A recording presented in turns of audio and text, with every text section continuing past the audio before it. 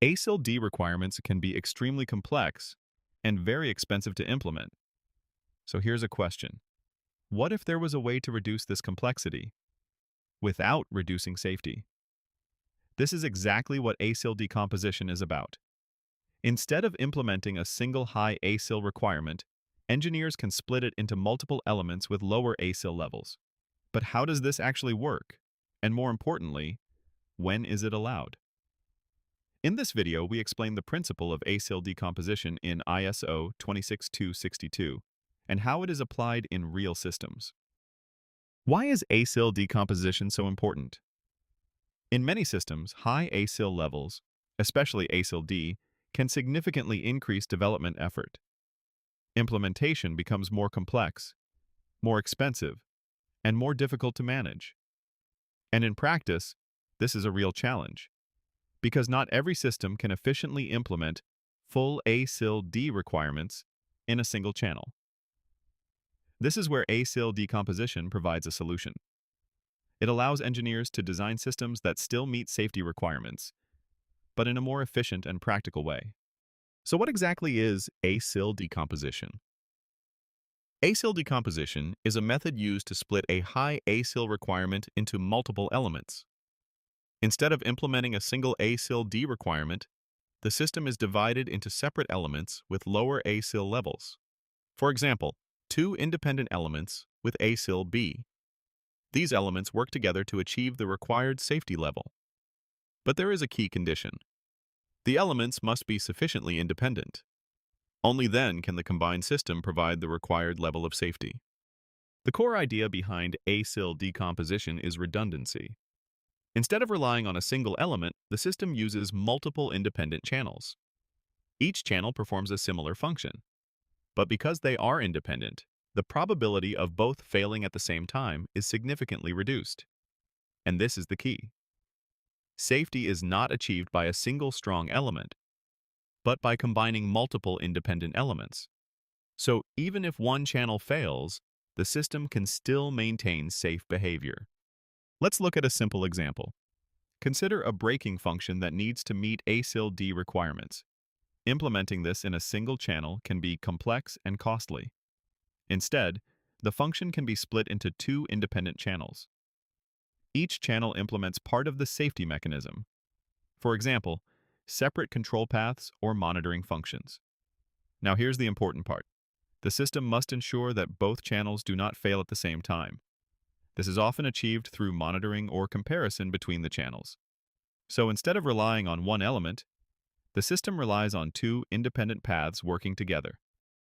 ASIL decomposition is not always allowed. There are strict requirements that must be fulfilled. The most important requirement is independence. The elements must be sufficiently independent from each other. This means that failures in one channel must not affect the other. In particular, common cause failures must be avoided. For example, using the same software, the same hardware, or the same power supply can violate this requirement. In addition, the independence of the channels must be verified. So ASIL decomposition is not just a design choice. It must be carefully justified and implemented according to ISO 26262. ASIL decomposition offers several important benefits. First, it can significantly reduce implementation complexity. Instead of designing a single highly complex solution, the system can be split into smaller and more manageable parts. Second, it enables more flexible system architectures. Engineers can design systems in a modular way. It can also reduce development cost and effort.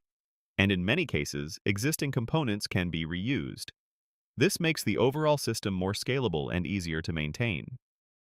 ASIL decomposition also comes with limitations and risks. One of the biggest challenges is achieving true independence. In practice, this is often difficult.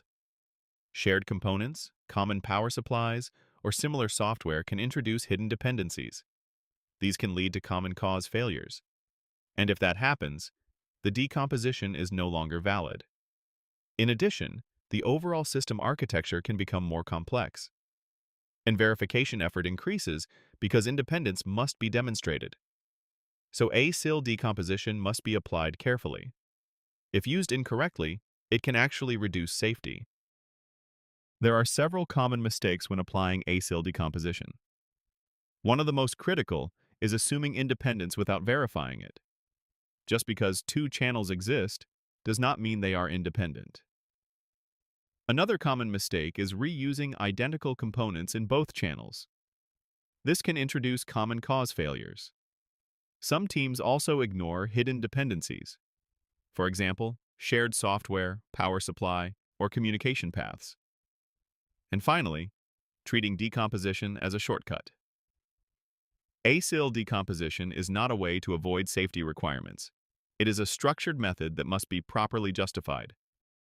Let's summarize the key points. ASIL decomposition is a method to split high ASIL requirements into multiple elements. These elements work together to achieve the required level of safety. The key principle is independence. Only independent elements can provide the necessary safety level. Redundancy reduces the probability of failure. But ASIL decomposition must be applied carefully and correctly. If you want to go beyond this introduction to ASIL decomposition, we offer comprehensive online training programs on ISO 26262 on our website. These self-paced courses cover ASIL, HARA, safety goals, and advanced topics such as decomposition in a structured and practical way. The focus is not only on understanding the concepts, but on applying them in real engineering projects. You can find the link in the video description and also in the pinned comment below. If you found this video helpful, feel free to give it a like and subscribe to the channel. We regularly publish content on functional safety, ISO 26262, ASIL, ASPICE, and other engineering standards. Thank you for watching, and we look forward to seeing you in the next video.